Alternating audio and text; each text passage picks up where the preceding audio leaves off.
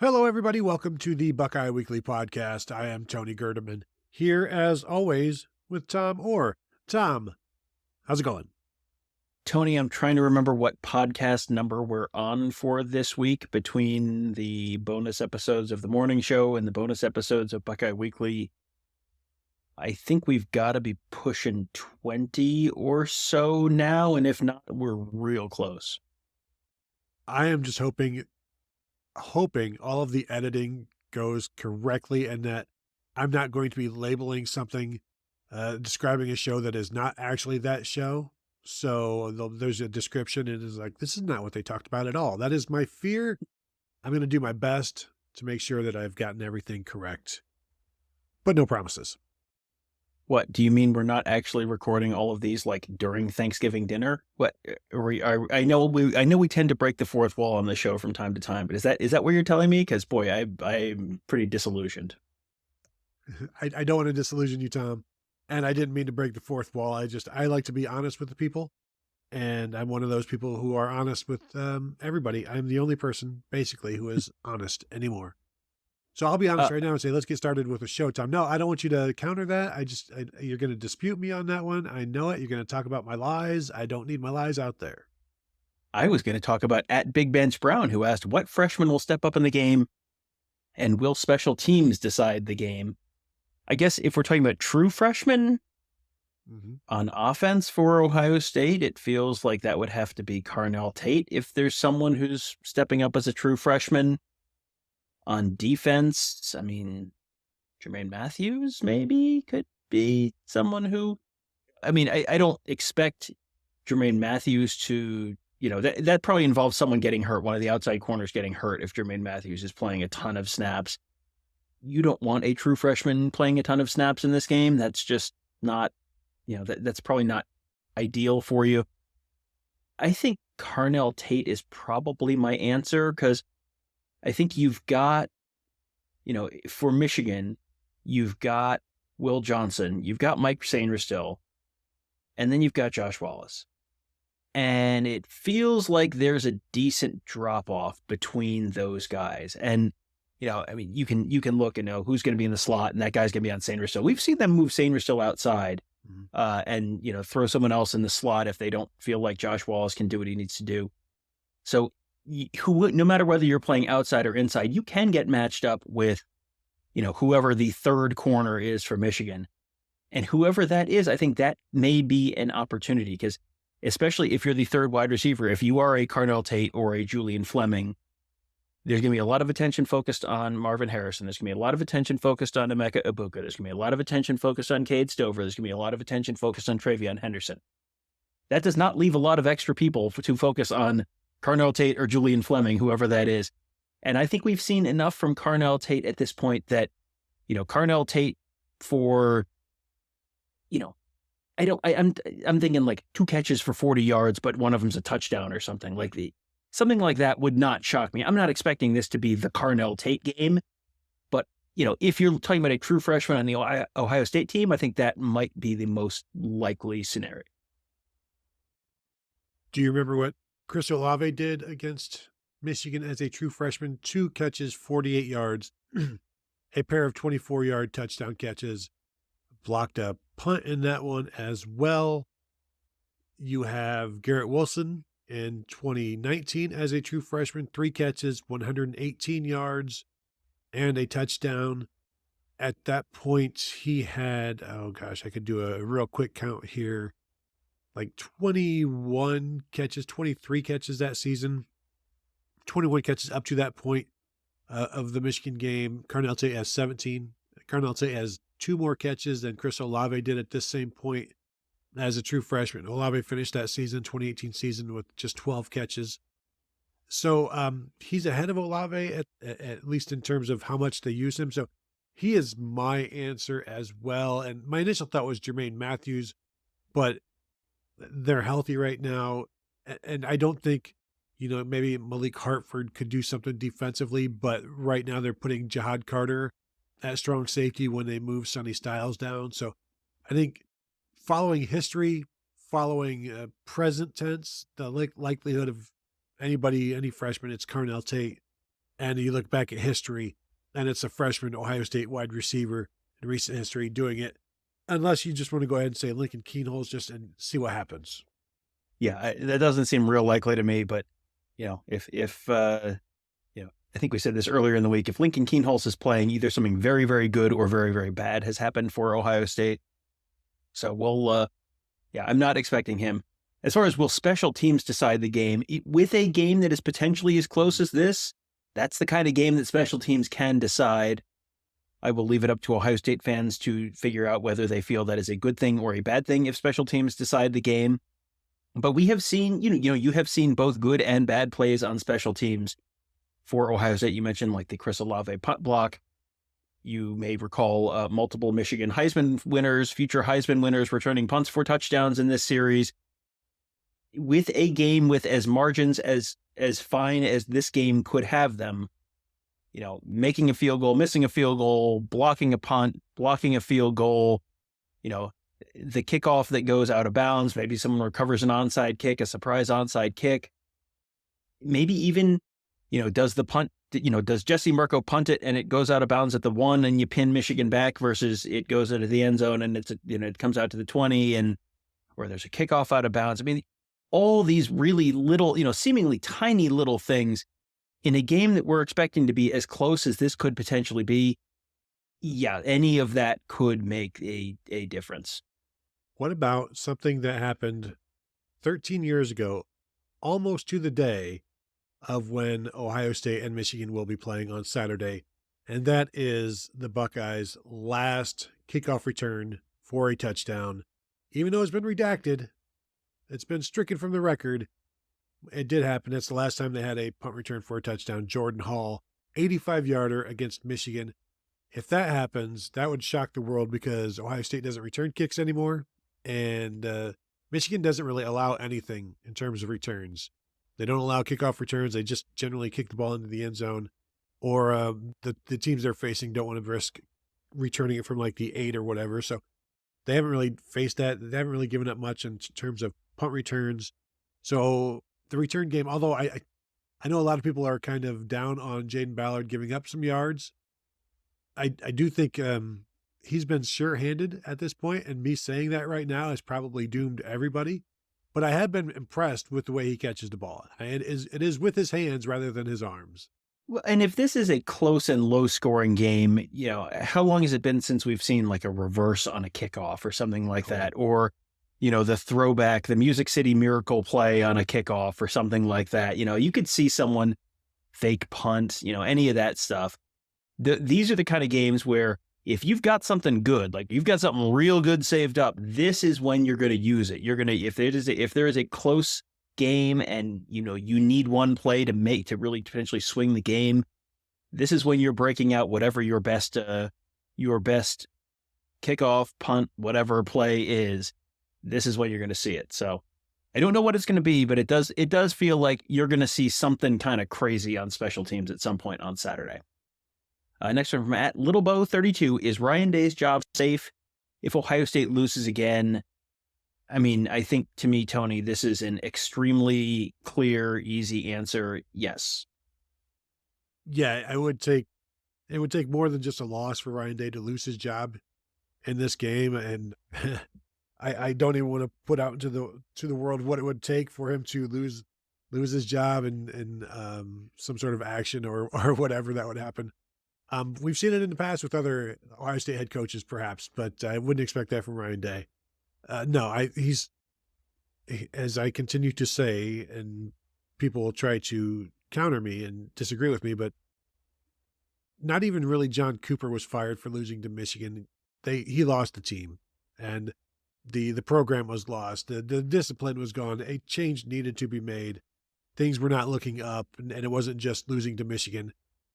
Tom, you lose to South Carolina once, and you're going to almost get fired. Jim Tressel almost, he tried to put that theory to the test, but I think it's obviously not ideal losing 3 times in a row, but it's not going to cost him his job. And this is what we got this question when I asked for questions. We got this one about 4 times from different people, and we've said it all year long, all summer long, all fall long. Whenever we're asked, It's not going to happen. If they lose, he's not going to get fired. He would lose. The only way he's not back next year is if he chooses to leave. Right. And I think the narrative around the last couple of losses to Michigan has changed quite a bit since, those two losses happened. The fact that they came out after last year's loss, still made the college football playoffs and put together a really, really good performance against Georgia, gave Georgia the best run that anyone gave them all of last year, very nearly beat them. Very nearly, all you needed was make one more field goal. You make the national championship game, and you almost certainly kill TCU based on how TCU did against Georgia. So, yeah, I think there's not any real chance there. Next one from S. Cartsy 9. In-season Tale of the Tape comparison. This is a show that we do every year over the summer. It is a full 30-minute show. I think we're going to have to kind of speed run this one a little bit. But I have been thinking about this. I was thinking about this on the drive home from Columbus at one point earlier in the week. And I think it's interesting how many different positions you could say push for right now. I think there's an argument for, hey, slightly favoring one, slightly favoring the other. But there are a bunch of spots where I think you could make a decent argument that it's close, and you could make a decent argument on both sides of it. So I'll tell you what, I'm going to run through offense and then let you Phil, answer here. Right. I think on offense, like before the year, quarterback, we gave that to Michigan. J.J. McCarthy, proven veteran. I think this is a lot closer than it was at the beginning of the season. I think Kyle McCord has closed this gap quite a bit. And, are we taking injury into account? Because if Kyle McCord is relatively healthy at this point, and J.J. McCarthy still kind of banged up, if that ankle is going to limit him on Saturday, then I think you're getting this to a push. If it's Kyle McCord healthy, J.J. McCarthy not healthy, because he has not looked right the last couple weeks, J.J. McCarthy, and we don't know exactly how healthy he's going to be. So I think this is push or maybe slight edge Michigan. Running back, I think you've seen the return of TreVeyon Henderson has gotten this. And, TreVeyon Henderson has been a remarkable weapon for Ohio State in the running game. Blake Corum and Donovan Edwards have really not been very good and not been very consistent and not been very explosive for Michigan this year. This is another one where I think we gave this easily to Michigan at the beginning of the season. I would entertain the idea of Ohio State. I think if you had Mayan Williams, maybe I might even lean Ohio State just in terms of the depth there, but I'm okay with keeping it as Michigan, but it's close. Wide receiver is Ohio State. Next question. Tight end. Tight end is another one where this is really close because, Colston Loughlin's been so good for Michigan. Cade Stover's been so good for Ohio State. Cade Stover's putting up crazy numbers for a tight end, and he's missed time this year. I guess with, does Barner push Michigan ahead a little bit there? Maybe, but this is another one that's really close. And then offensive line. Offensive line is an area where Michigan, in entering the season, we thought this was going to be one of the easiest, as easy a decision for Michigan as wide receiver was for Ohio State. And Ohio State's line has been okay. They've improved. They're not great, but they've gone from bad to okay. And Michigan's line has some issues, especially in pass pro on the edges. Those tackle spots are a concern. I think overall on offense, my takeaway is, other than Ohio State at wide receiver, I think you could make a fairly compelling case for either school in just about any of the other spots. Yeah, I think the question is, or the answer is, which of these would you want on Saturday? And you can make the argument for everything except the Ohio State receivers, as you said. And there are good arguments to be had.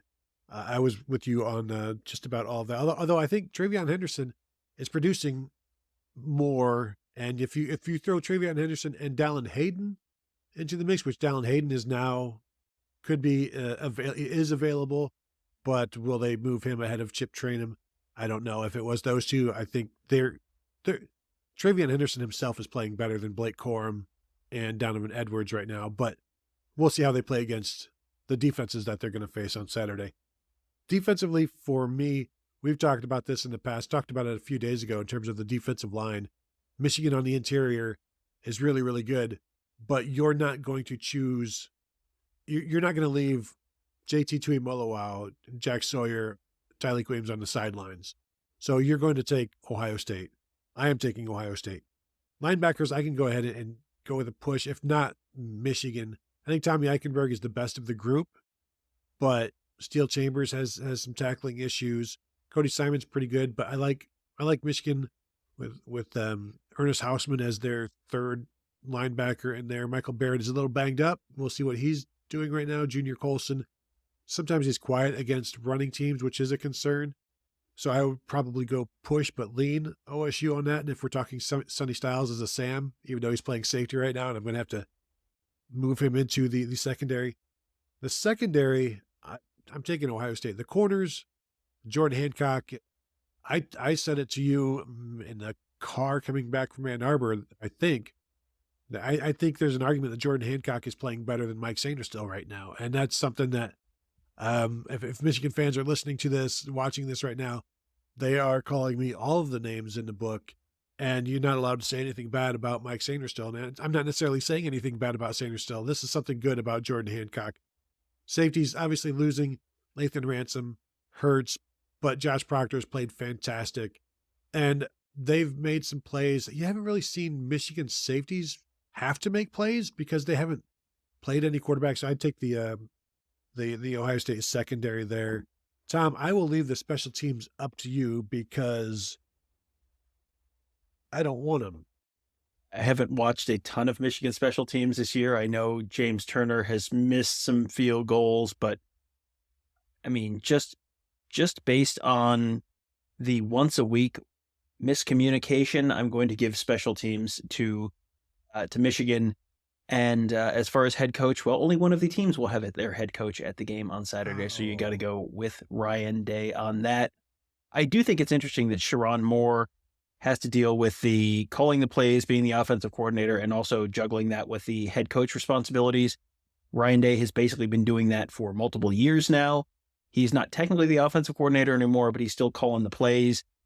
So Ryan Day at least has the reps there. So I do think, Ryan Day versus Sherrone Moore, I'm going with Ryan Day there. The rest of the defense, I don't have any strong disagreements on any of that stuff. Mike Sainristil, this has been a Mike Sainristil appreciation podcast for several years now. So no, this is not a slight on Mike Sainristil. Putting Jordan Hancock in the same conversation with Mike Sainristil is a reflection of our view of how well Jordan Hancock is playing right now. So, yeah, and I think I might have given you more grief about the Michigan safeties against the Ohio State safeties without Lathan Ransom before I watched them play Maryland. And it was like, well, I mean, I don't know exactly what the responsibilities were on each of these plays, but there were guys open, guys who were open deep. And I think there's an opportunity for Ohio State potentially against that Michigan secondary on Saturday. From @Todd UND 05709479. If Michigan was caught cheating, why are they allowed in the postseason?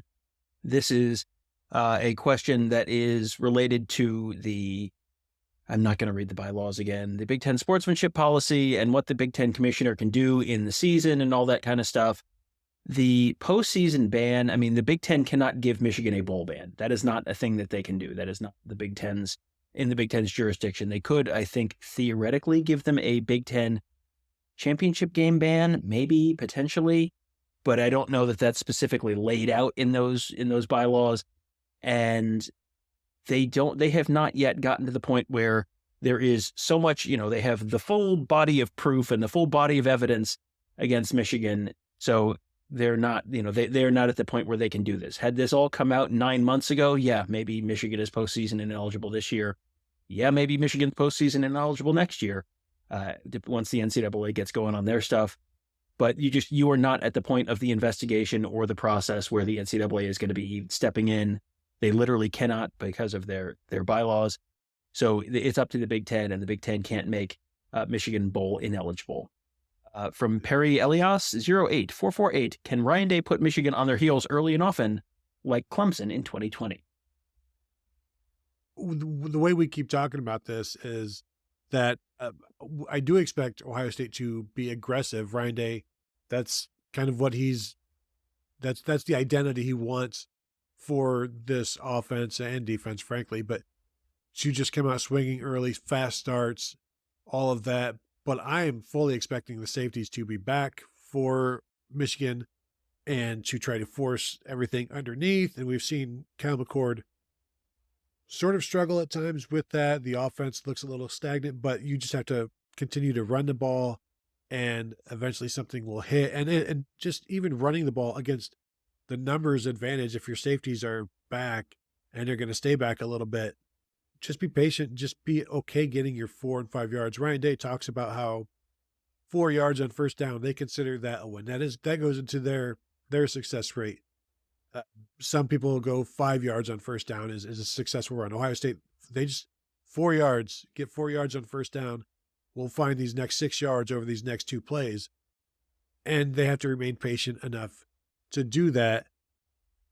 But there's a fine line, and you have to decide the patience aggression factor and putting somebody on their heels. If they're not, they're already back on their toes. And so it's hard to get them back on their heels when they're already so far back. I mean, just think of it as somebody who is 5 feet away from you and you're trying to push them onto their heels. You can't reach them because they're so far back. They literally can't get on their heels because they're so far back. So that's maybe what we might see from Michigan. Now, if they want to go, single high and, there's only one deep safety and the other safety is going to play some run or defend caged over or something like that, then you're going to see them throwing the ball downfield. You're going to see some throws like Maryland was doing and probably more of them.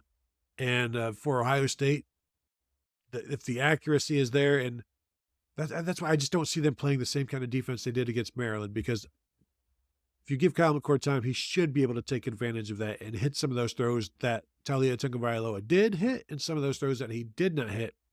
And some ones that he didn't hit that will cost you the game or win you the game.